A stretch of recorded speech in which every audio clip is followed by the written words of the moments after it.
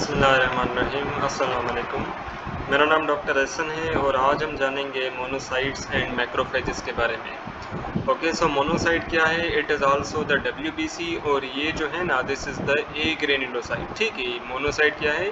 ये agranulocyte का type है। ओके, सो जो मोनोसाइट्स होते हैं उनका जो न्यूक्लियस होता है that is a bean shape. ठीक है, और इनके पास सिंगल न्यूक्लियस होता है and the cytoplasm is non granulated. मैंने आपको ऑलरेडी बता दिया था मोनोसाइट क्या है, these are the agranulocyte. ठीक है, इनके अंदर कोई ग्रेन्यूल्स नहीं होते। ओके, और जितने भी डब्ल्यूबीसीज होते हैं हमारे बॉडी के अंदर 2 to 8% जो है ना डब्ल्यूबीसीज, दीज आर द मोनोसाइट। ठीक है, सो मोनोसाइट की परसेंटेज कितनी है? 2 to 8% फ्रॉम ऑल द डब्ल्यूबीसीज। Okay, so like the granulocyte they originate from the myeloid stem cell. अच्छा, अब ये थोड़ा समझ लें। बेसिकली क्या होता है कि हमारे बोन मेरो के अंदर एक सेल होता है जिसे हम कहते हैं मल्टीपोटेंट हेमेटोपोइटिक स्टेम सेल। ठीक है, मल्टीपोटेंट हेमेटोपोइटिक स्टेम सेल। अब मल्टीपोटेंट हेमेटोपोइटिक स्टेम सेल जो है ना, ये फिर दो सेल्स देता है, माइलॉइड स्टेम सेल, ठीक है, और लिम्फोइड स्टेम सेल।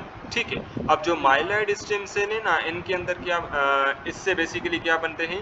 काफ़ी सारे ग्रेन्युलोसाइट्स बनते हैं। ठीक है ना, तमाम ग्रेन्युलोसाइट्स यहाँ से बनते हैं और जो प्लेटिलेट्स है, प्लेटिलेट्स भी यहाँ से बनते हैं, आरबीसीज भी यहाँ से बनते हैं। ठीक है, और जो हमारे मोनोसाइट्स है वो भी यहीं से ही बनते हैं। ओके, सो मोनोसाइट कहाँ से बनते हैं? These are arising from the myeloid stem cell. ठीक है, और इनकी जो लाइफ स्पेन होती है मोनोसाइट की, that is around 2 to 5 days. ठीक है ना, in the blood circulation, blood vessel के अंदर 2 to 5 डेज तक ये जिंदा रहते हैं और फिर 2 to 5 डेज के बाद इन मोनोसाइट्स की डेथ हो जाती है। Okay, so they can migrate from the blood into the tissues where they grow in size and becoming either macrophages or dendritic cell। ठीक है, यहाँ बीच में और आएगा। अब बेसिकली क्या होता है कि सपोज कि ये ब्लड वेसल है, ठीक है ना, और इसके अंदर क्या है? This is the monocyte. ठीक है, अब क्या होगा कि मोनोसाइट जो है ना, ये इस ब्लड वेसल को लीव करके यहाँ सराउंडिंग टिश्यूज में चला जाएगा। ठीक है, और यहाँ पे सपोज कि ये हमारे पास आ गया मोनोसाइट। अब ये मोनोसाइट जो है ना, यहाँ पे ग्रो करेगा, मेच्योर होगा।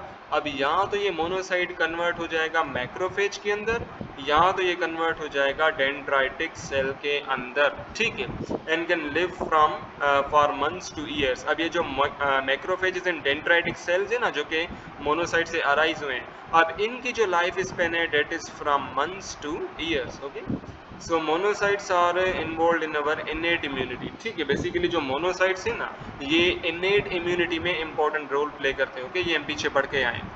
Then we have the macrophages। ठीक है, so the leukocytes other than neutrophils involved in phagocytosis of foreign body or worn out cells etc are the macrophages।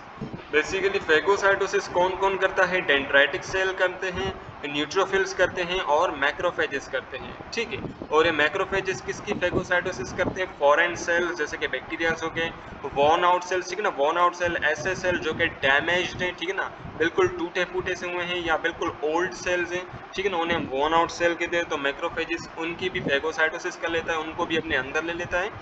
और हमें अभी मैं आपको बता चुका हूँ कि ये जो मैक्रोफेजेस ये कहाँ से ड्राइव होते हैं? मोनोसाइट से ड्राइव होते हैं। ठीक है, जब मोनोसाइट ब्लड वेसल को लीव करके सराउंडिंग टिश्यूज के अंदर चला जाता है ना, तो फिर ये मैक्रोफेज या डेंड्राइटिक सेल के अंदर कन्वर्ट हो जाता है। Okay, which are categorized as a type of agranulocyte because they lack any kinds of pigments in their cytoplasm। ठीक है, मैक्रोफेज क्या है? ये भी agranulocytes ही है। ठीक है ना, ये बेसिकली agranulocyte की कैटेगरी में आ जाता है। ठीक है, बिकॉज ये मोनोसाइट से ही ड्राइव होता है। ओके, और ए ग्रेन्युलोसाइट क्यों है? बिकॉज इसके साइटोप्लाज्म के अंदर कोई ग्रेन्यूल्स नहीं है। ठीक है ना, पिगमेंटेड ग्रेन्यूल्स नहीं है इसके साइटोप्लाज्म के अंदर। Okay, so they are the largest among all the leucocyte. ठीक है, ये एंटीटेस में एमसीक्यू आ सकता है कि वो कौन सा डब्ल्यूबीसी है जो सबसे लार्जेस्ट इन साइज है? That is the macrophage. Okay, और इस मैक्रोफेज के अंदर जो न्यूक्लियस होता है, उस न्यूक्लियस का जो शेप होता है that is a horseshoe shape. ठीक है, and the circulating monocyte after some time leaves blood and enters in the lymphoid as well as the non-lymphoid tissues where they grow in size and turn into the macrophages or the dendritic cells। ठीक है, अब जो monocyte जो है, suppose this is blood vessel और इसके अंदर monocyte है। ठीक है, अब ये मोनोसाइट जो है ना, यहाँ तो चला जाएगा इस ब्लड वेसल को छोड़ के यहाँ तो लिम्फोइड टिश्यूज के अंदर चला जाएगा। ठीक है, लिम्फोइड टिश्यूज कौन कौन से? जैसे कि अपेंडिक्स हो गया, टॉन्सिल्स हो गए, ठीक है ना, पेयर पैचेस हो गए, ठीक है ना, या तो इनके अंदर चला जाएगा या नॉन लिम्फोइड टिश्यूज, ठीक है ना, यानी कि जो दूसरे बॉडी टिश्यूज है वहाँ पे चला जाएगा और वहाँ पे ये मैच्योर होगा और कन्वर्ट हो जाएगा या तो मैक्रोफेज के अंदर या तो डेंड्राइटिक सेल के अंदर। ओके, सो यहाँ पे और आएगा। Okay, so macrophage have ability to adapt to specific tissue conditions, so they are also named as the alveolar macrophages in alveoli of lungs, Kupffer cells in liver, macroglia in central nervous system। Okay, अब basically macrophages जो है ना, इनके अंदर ये ability होती है कि ये इन्वायरमेंट के साथ साथ खुद को अडॉप्ट करते हैं। ठीक है, सो अगर मैं बात करूं अल्विलाई की, अल्विलाई क्या है, बेसिकली जो हमारे लंग्स होते हैं ना, इसको मैं, ये हम रेस्पिरेटरी, जो आखिरी वाला चैप्टर है वहाँ पे हम डिटेल में पढ़ेंगे। बेसिकली जो ट्रेकिया होती है, ट्रेकिया डिवाइड होती है दो ब्रोंकाई में, प्राइमरी ब्रोंकाई में, ब्रोंकाई डिवाइड होते हैं ब्रोंक्यूल्स में, ठीक है ना, फिर प्राइमरी ब्रोंक्यूल, फिर सेकेंडरी ब्रोंक्यूल, फिर टर्शियरी ब्रोंक्यूल, फिर रेस्पिरेटरी ब्रोंक्यूल, ठीक है ना।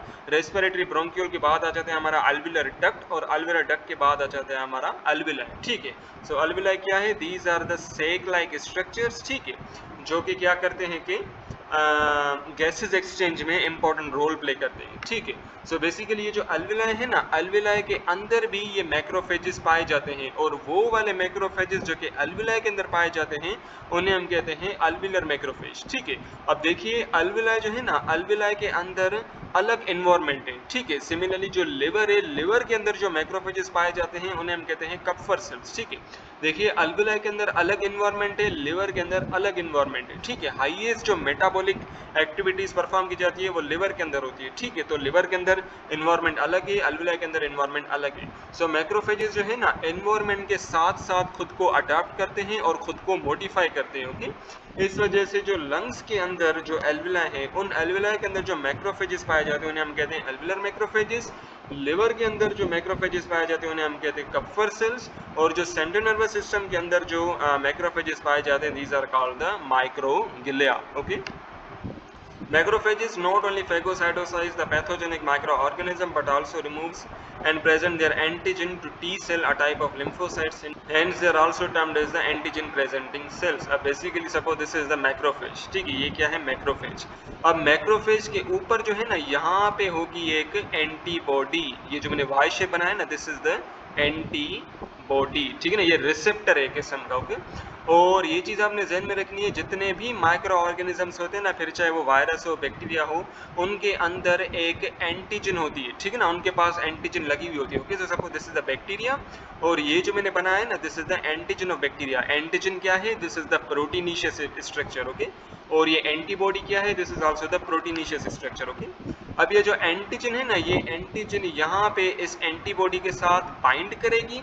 ठीक है, और उसके बाद ये जो मैक्रोफेज है इस बैक्टीरिया को तो डिस्ट्रॉय कर देगा, लेकिन इस बैक्टीरिया की जो एंटीजन है ना, उसको अपने एंटीबॉडी के ऊपर रखेगा और फिर क्या करेगा कि ये मैक्रोफेजेस इस एंटीजन को टी लिम्फोसाइट को दे देगा। ठीक है, suppose this is a T lymphocyte, ये टी सेल है। ठीक है, और ये जो मैक्रोफेज है ना, आप इस टी सेल के पास जाएगा और उसे कहेगा कि भाई ये एंटीजन मैं लाया हूँ, इसे तुम अपने पास रखो। ठीक है, सो बेसिकली ये क्या करता है कि मैक्रोफेज एंटीजन को प्रेजेंट करता है अपने सरफेस के ऊपर। ठीक है, सो इसलिए मैक्रोफेजेस को हम एंटीजन प्रेजेंटिंग सेल्स भी कहते हैं। Okay, they do release specific signaling molecules called the cytokines to activate other immune cells। ठीक है, जैसे ही बैक्टीरिया का एंटीजन यहाँ पे बाइंड होगा इस एंटीबॉडी के ऊपर, मैक्रोफेजेस कुछ प्रोटीनिशियस मॉलिक्यूल रिलीज करेंगे जिसे हम कहते हैं साइटोकाइन्स। ठीक है, साइटोकाइन्स क्या हैं, these are the proteinaceous chemical.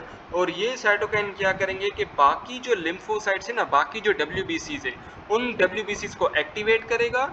ठीक है, और बाकी जो WBCs है ना, जो एक्टिवेट हुए हैं, ये फिर फर्दर आके इस बैक्टीरिया को डिस्ट्रॉय कर देंगे। Okay, they also initiate the process of the inflammation. ठीक है, सो बेसिकली जो मैक्रोफेज है ये इन्फ्लेमेशन भी करवाता है। ठीक है, इन्फ्लेमेशन में पिछली वीडियोस के अंदर बार बार आपको बता चुका हूँ, inflammation means to set on fire. इसमें क्या होता है, वेजोडाइलेशन होती है ब्लड वेसल की। ठीक है, और वेजोडाइलेशन क्यों होती है, just because of the micro organism. ठीक है, और उसके बाद काफ़ी सारे WBCs जो हैं वो ब्लड वेसल को लीव करके इंटरस्टिशियम के अंदर चले जाते हैं, ताकि उन इंटरस्टिशियल के अंदर जो पड़े हुए माइक्रो ऑर्गेनिज्म हैं उनको वो डिस्ट्रॉय कर सकें। कौन, WBCs उनको डिस्ट्रॉय कर सकें। Okay, So macrophages secrete nitric oxide which kills the phagocytosis pathogenic organism. ठीक है, अब मैक्रोफेज जैसे ही किसी माइक्रो ऑर्गेनिज्म को अपने अंदर ले लेंगे, उसके बाद ये क्या करेंगे कि नाइट्रिक ऑक्साइड रिलीज करेंगे। ठीक है, फिर ये नाइट्रिक ऑक्साइड क्या करेगा कि उस फेगोसाइटोसाइज यानी कि वो वाला पार्टिकल, वो वाला बैक्टीरिया जो कि मैक्रोफेज के अंदर चला गया है, ये नाइट्रिक ऑक्साइड उस मैक्रोफेज को क्या कर देगा, डिस्ट्रॉय कर देगा।